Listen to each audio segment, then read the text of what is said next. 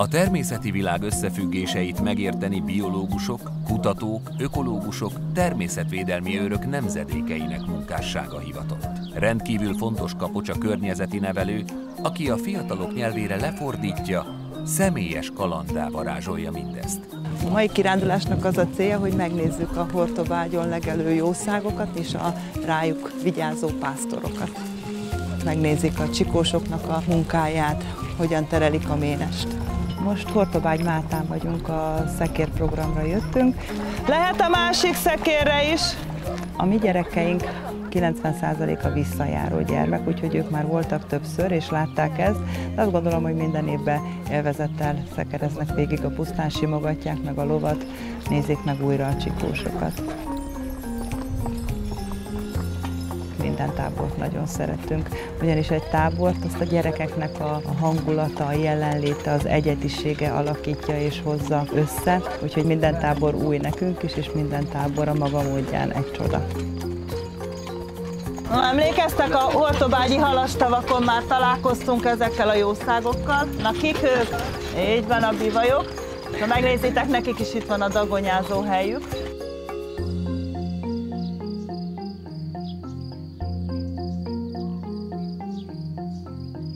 Fontos, hogy lássák a pusztának ezt az arcát is. Ez a 19. századi pásztorkultúra, amit itt gyakorlatilag próbál a Hortobágyi Non-Profit Kft. És az itt dolgozó pásztorok együtt fenntartani. Ez a múltunk, ez a gyökerünk.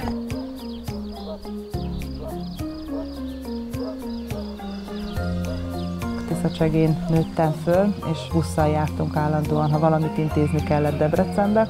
És amikor keresztül mentünk a Hortobágyon, mindig azt gondoltam, hogy ez a legunalmasabb része az egész buszutazásnak. Aztán meg kellett ehhez ismerni a pusztát, meg fel kellett hozzá nőni, és utána meg már olyan szinten köt, hogy már el sem tudod engedni. Azt hiszem, a puszta olyan, mint egy jó bor, idő kell neki.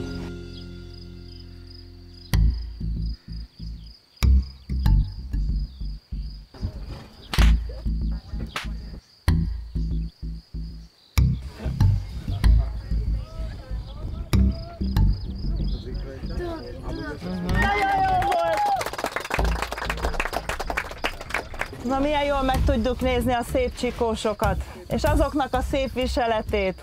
Meg tudjátok mondani, milyen toll van a kalapjukon? Daru. Na, emlékeztek a homlokon lévő foltokra? Ennek milyen? Ami végigér? Nem, az más volt. Azaz, H betűs volt. Hóka, így van. Aj, de büszke vagyok rátok.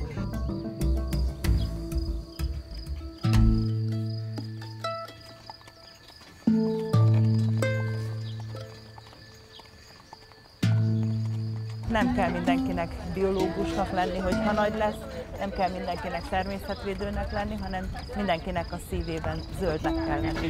Ez a legfontosabb, amit a táborainkkal el szeretnénk érni, hogy otthonosan mozogjanak a természetben, hogy legyen igényük arra, hogy kijöjjenek legközelebb is.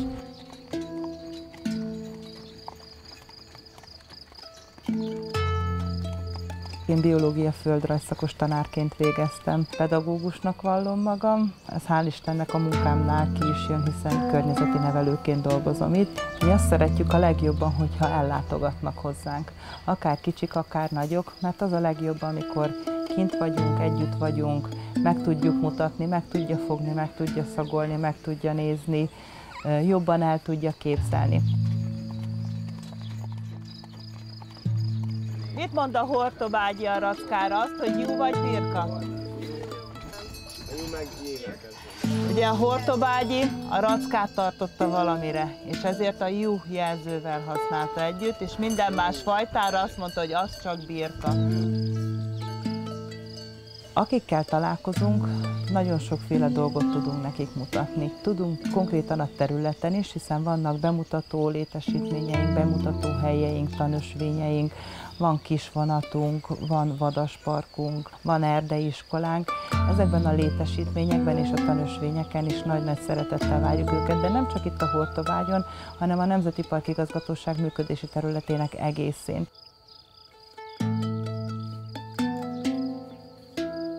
Szerintem az a legfontosabb, hogy megértsék az emberek, hogy a természet nélkül nem lehet élni. És nem az a lényeg, hogy tudjon 10 plusz fajt, amivel hazamegy, hanem az a lényeg, hogy amikor itt volt, jól érezte magát, és szívesen visszajönne ebbe a környezetbe, amit mi természetnek hívunk, és nagyon fontosnak tartjuk.